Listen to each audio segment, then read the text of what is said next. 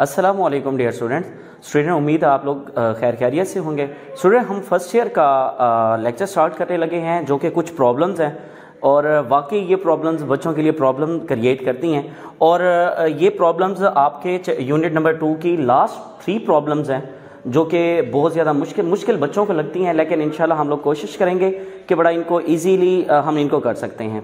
ये आप लोगों के सामने एक तो प्रॉब्लम 2.15 है और ये प्रॉब्लम जो है ये आपकी एक एग्जाम्पल भी है, तो इसका मतलब है कि आप अगर इसको करेंगे तो आपकी एग्जाम्पल भी सॉल्व हो जाएगी। स्टूडेंट, लिखा हुआ है कि a load of 10 Newton is suspended. ये आपके पास लोड है जो कि जिसका वेट आपके पास यहाँ पे मेंशन है और वो है 10 न्यूटन फ्रॉम क्लोथ लाइंस के साथ इसको हमने अटैच किया, यानी ये पहले इसकी शेप ये थी क्लोथ लाइन की, जैसे ही हमने वेट को इसके साथ सस्पेंड किया तो उसकी शेप कुछ इस तरह से हो गई। लिखा हुआ है दिस डिस्टॉर्ट मीन उसकी ओरिजिनल शेप में चेंज आ गया है। The line so that it makes an angle of 15 degree with the horizontal at each and. ये हॉरिजेंटल है, इसके साथ यहाँ पे और ये जो एंगल बना है वो 15 डिग्री यहाँ भी बनेगा और यहाँ भी बनेगा। At each and find the tension in the cloth lines.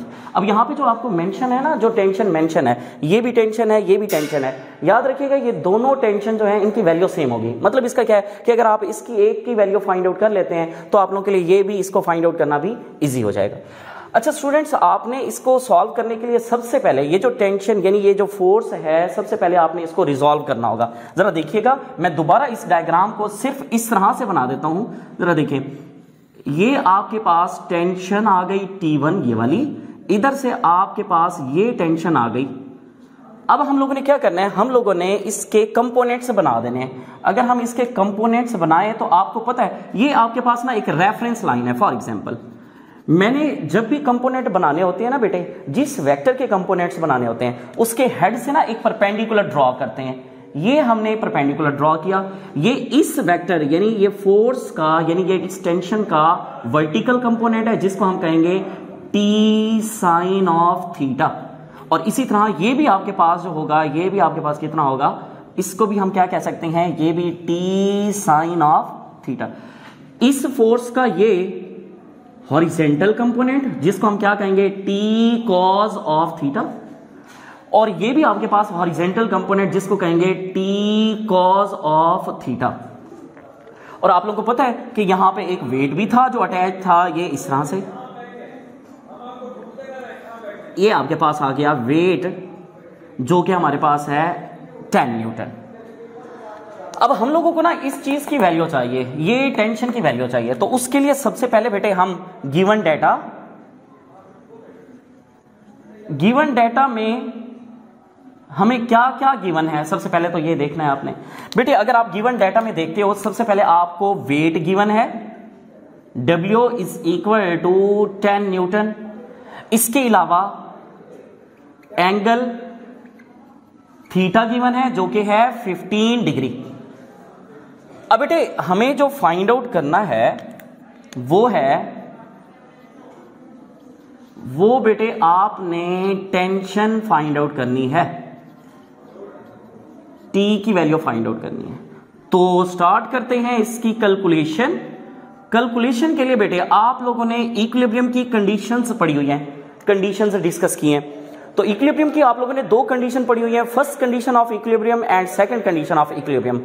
First condition of equilibrium जो है वो फोर्स से रिलेटेड है, जबकि सेकंड कंडीशन ऑफ इक्विलिब्रियम जो है वो टॉर्क से रिलेटेड है। तो फर्स्ट ऑफ ऑल हम लोग जो है यहां पे फर्स्ट कंडीशन ऑफ इक्विलिब्रियम को अप्लाई करने वाले हैं। तो जरा देखते हैं, according to first condition of equilibrium. Students, अगर हम फर्स्ट कंडीशन ऑफ इक्विलिब्रियम को देखते हैं तो उसमें है sum of all the forces is equal to 0। और आपको पता है sum of all the forces में आपके पास हॉरिजेंटल फोर्सेस भी आ जाती हैं, आपके पास वर्टिकल फोर्सेस भी आ जाती हैं। फर्स्ट ऑफ ऑल हम यहां पे ना हॉरिजेंटल फोर्सेस के सम को देखना चाहते हैं। अगर मैं ऐसे लिख दूं, sum of all the horizontal forces should be equal to 0। अगर बेटे आप हॉरिजेंटल फोर्सेस देख रहे हैं तो आपके पास ये है, एक ये फोर्स है, एक ये फोर्स है। स्टूडेंट याद रखिएगा, अगर आप राइट वर्ड फोर्सेस पॉजिटिव ले रहे होते हैं तो लेफ्ट वर्ड फोर्सेस जो होते हैं उनको हम लोग नेगेटिव लेते होते हैं। अगर इधर देखें ये आपके पास फोर्स है, इसको मैं पॉजिटिव लूंगा तो इसको क्या लूंगा, नेगेटिव। तो क्या मैं ऐसे लिख सकता हूं टी कॉज ऑफ थीटा और इसको minus T cos of theta which is equal to आपके पास क्या आ जाएगा, 0। अब स्टूडेंट्स अगर हम इसको डिस्कस करते हैं तो हमारे पास ये कुछ इस तरह से आ जाएगा कि वैल्यूज अगर हम पुट कर देते हैं तो हमारे पास ये वैल्यूज आ जाए। वैसे बेसिकली अगर हम इसको ना भी देखें ना, इसको ना भी हम लोग कंसीडर करें तो हम इसके जरिए से भी देख सकते हैं, इसके जरिए से भी हम लोग कर सकते हैं, जो कि वर्टिकल फोर्सेस है। अगर बेटे यहां पे देखते हैं तो हमारे पास इस लिहाज से इन फोर्सेस की वजह से इसका जो सम आएगा वो हमारे पास 0 आएगा। उसकी वजह यह है कि जितनी फोर्स ये इस तरफ लग रही है उतनी फोर्स इस तरफ भी लग रही होगी, इसलिए इसका सम जो हमारे पास आ जाएगा वो क्या आ जाएगा, 0। सो इसलिए हमें इसको ना भी करें ना, कोई मसला नहीं है। अब आ जाते हैं दूसरी जो कि वर्टिकल फोर्सेस है हमारे पास। मैं ऐसे लिख सकता हूं sum of all the vertical forces should be equal to 0। अब बेटा जरा देखिएगा, आपके पास ये वर्टिकल फोर्स और ये भी वर्टिकल फोर्सेस है। अब 3 आपके पास फोर्सेस ऐसी हैं जो कि वर्टिकल हैं। अब इनमें से 2 फोर्सेस ऐसी हैं जो कि अपवर्ड हैं और एक फोर्स ऐसी है जो कि डाउनवर्ड है। याद रखिएगा बेटे, अपवर्ड फोर्सेस को हम पॉजिटिव लेते हैं और डाउनवर्ड फोर्सेस को हम लोग नेगेटिव लेते हैं। तो बेटे इसको जरा सॉल्व करते हैं, जरा देखिएगा। क्या मैं ऐसे लिख सकता हूं कि टी साइन ऑफ थीटा, ये भी तो अपवर्ड है, plus T sine of theta, ये आपके पास आ गया। ये आपके पास डाउनवर्ड फोर्स है, इसको बेटे मैं लिख देता हूं माइनस डब्ल्यू, क्योंकि ये डाउनवर्ड है तो इसलिए मैंने इसको माइनस के साथ लिख दिया। अब बेटे इसको जरा सॉल्व करते हैं, जरा देखते हैं कि हमारे पास ये कैसे इसको सॉल्व कर सकते हैं। क्या मैं इसको ऐसे लिख सकता हूं 2t sine of theta which is equal to W. ये आपके पास आ गया। अब यहां से बेटे हमें क्योंकि टेंशन की वैल्यू चाहिए, मैं ऐसे लिख सकता हूं t is equal to W over आपके पास आ जाएगा 2 साइन ऑफ थीटा। अब बेटे हम लोगों ने ना सिंपल वैल्यूज पुट करनी है। क्या बोला, t is equal to, weight आपको पता है बेटे कितना है, वो है 10 newton divided by 2 into sine of 15 degree. बेटे आप साइन 15 की वैल्यू पुट करेंगे, अगर साइन 15 की वैल्यू पुट करते हैं वो हमारे पास आ जाती है 0.26, यानी 10 डिवाइडेड बाय 2 इंटू 0.26।